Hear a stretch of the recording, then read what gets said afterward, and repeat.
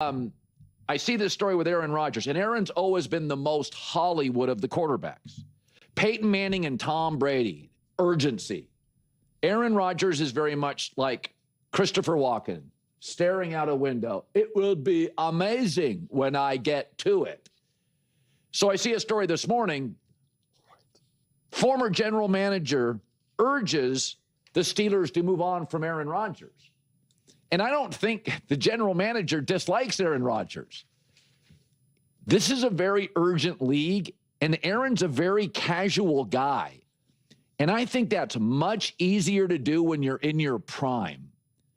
You know, when Aaron first exploded onto the scene, he was a little like the very first flat screen TVs. Whoa, what is that? You hang it on your wall. My God, it's like 88 inches. Like not that many people, if anybody else, you know, in your group had the giant flat screen. Now everybody has them, and they're not that special. And it's kind of embarrassing if you don't. And it's like something to not necessarily brag about. They're kind of giving them away. And that's how I kind of look at Aaron. Aaron's casual nature was much cooler when he was much better. And I thought he had a really good year. But I'm thinking about Mike McCarthy's building his staff. Free agency starts in 3 weeks. It's like, Aaron, you're 42 years old. There are certain things, by the time you're 42, you mostly give a quick answer to. Like, hey, do you want to come back for your job? Do you like it here? What do we got to pay you? That stuff's harder at 20. And maybe it's harder at 80. But when you're a pro athlete at 40, you kind of know when a season ends, I don't want to go through that again. I don't want to get hit again. I'm not into it. So you got, Albert Breer on Monday on I would go get Malik Willis, and it's nothing against Aaron, who I defended all year, but it's like, bro, this whole Hollywood casual indifferent thing. I mean, Tom Brady is LFG. Aaron Rodgers is LFC. Let's effing chill. Okay. First off, trying to say that it's easy to decide essentially if Aaron should come back and play football or retire, trying to pretend like that's like this easy casual decision is pretty absurd. Now, should the Pittsburgh Steelers want to deal with that, that's totally all on the table. Totally on the table. But trying to figure out if you're going to now retire from the one thing that you've built your entire existence around, which is what it is to be an NFL quarterback, and just be like, okay, I'm done. Once it's over, it's over. Why do you think Tom Brady retired and then came back and then retired again in MJ? So, like, let's not pretend like this is like, oh, once you're 40, you just know. That's absurd. That is absolutely absurd to me. Yeah, the whole like going out and getting like a Malik Willis or that type of situation. Yeah, I mean, I do find moves like that way more exciting and gives more room for optimism, but that is the value of hiring Mike McCarthy. I've been banging this drum as loud as I possibly can that like that's why you go out and hire an offensive coach. And you could say, well, it's Mike McCarthy, but you either trust him or you don't. You either trust his ability to evaluate the quarterbacks they have on the roster, the available quarterbacks. Like, that's why a Shane Steichen says, yeah, I can win with Daniel Jones. Let's pay him $10 million and let's go. And they were a great team until, obviously, the injuries. They were a legitimate top team. And that happened specifically because of Shane Steichen. And same thing with, Kevin O'Connell and Sam Darnold and, all these types of situations. M. Jones and Shanahan, you trust the offensive mind in the room.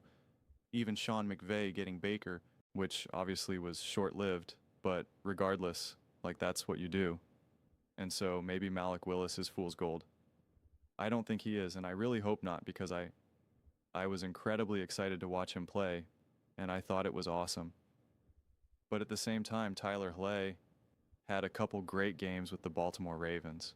He really did. He legitimately did. He had a hand. He had like 2 or 3 games where you're like, that's Lamar Jackson out there.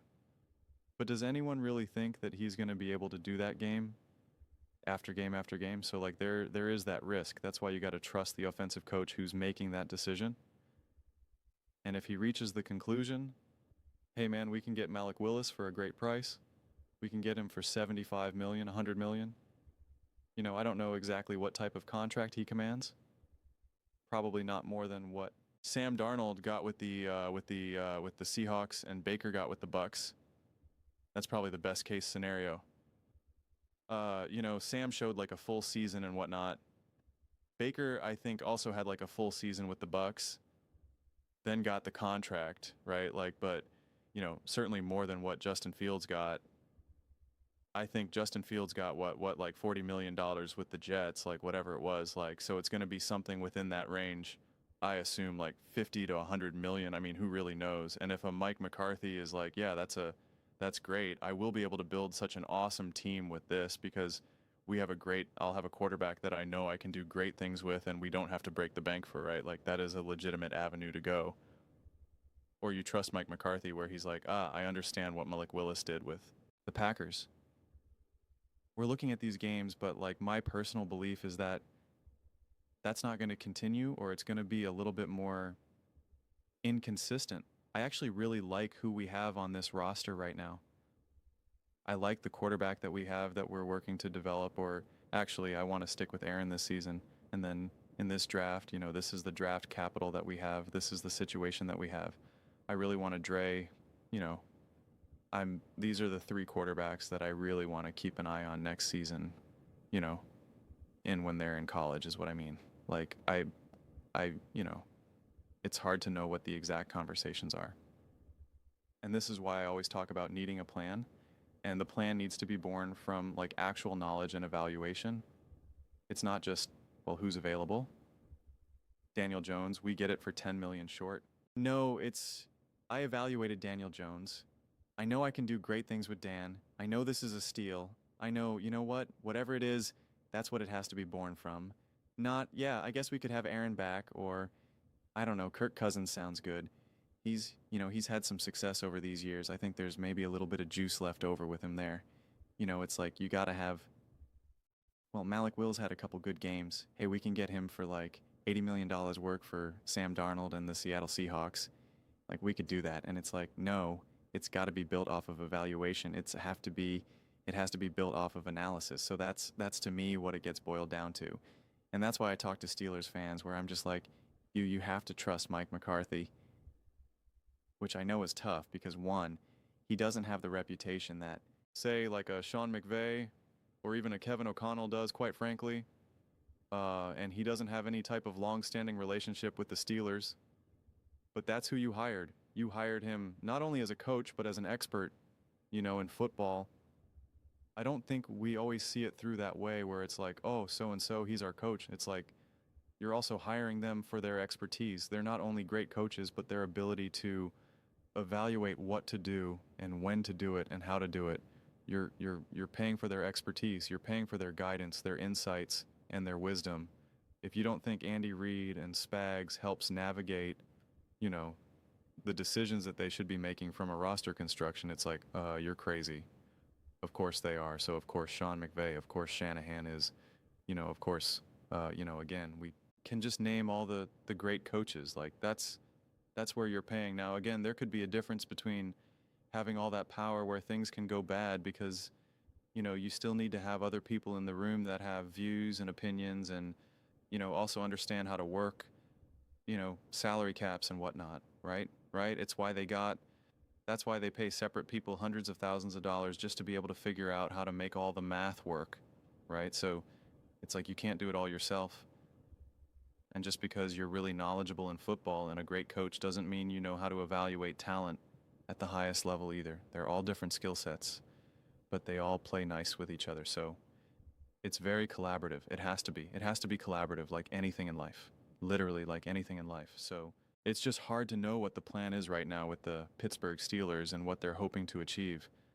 And that's why I look at this, you know, I always talk about like my 3-year window now that they hired Mike McCarthy. It's like, what is the 3-year plan for the Pittsburgh Steelers? And if you either move on from Aaron or you get a Malik Willis or you keep an Aaron, it's like, what's the 3-year plan? Aaron Rodgers is obviously not the 3-year plan. So what's the 3-year plan to turn this team into a bona fide top contender competing for the division and competing for the division because you're actually a great team, not just because everybody's a mess, right? Not just because, well, Joe Burrow's injured and Lamar Jackson's injured and the Cleveland Browns are just a joke of a franchise. Like, you're competing for the division because you're actually a great team, because you're actually a top team. And actually, it's not a matter of if you're going to win the division. It's, can you get the 1 seed or the 2 seed, right? Like, that's what you're looking for in this 3-year timeline, this 3-year window. And if you keep Aaron Rodgers, what is the plan? Not just for this season, but then the next 2 seasons. What are you looking to achieve, right? Like, that becomes the question. So, I am interested how Pittsburgh Steelers fans feel. Do you want a Malik Willis? Do you want an Aaron Rodgers? Do you want none of it and you just want to be exceptionally bad, get a top 3 pick, you know, and what would it be 2027 and go from there, right? Like, I am curious. What do Pittsburgh Steelers fans ultimately want? You know, if you could control this team and call the shots, what would you do? Let me know your thoughts. I read every single comment. So whether you agree with me or disagree with me, either way, let's get to some discussions. Let's get to some fights, but ultimately let's just have some fun. And please do consider subscribing. We're building an amazing community here, and absolutely love to see you part of it. I want to build something that we all generally feel connected to, something that we're really excited to be part of. I think we're well on our way to doing it. Please don't forget to give this video a thumbs up. It really does help the visibility and the algorithm. Thank you so much. See you next time.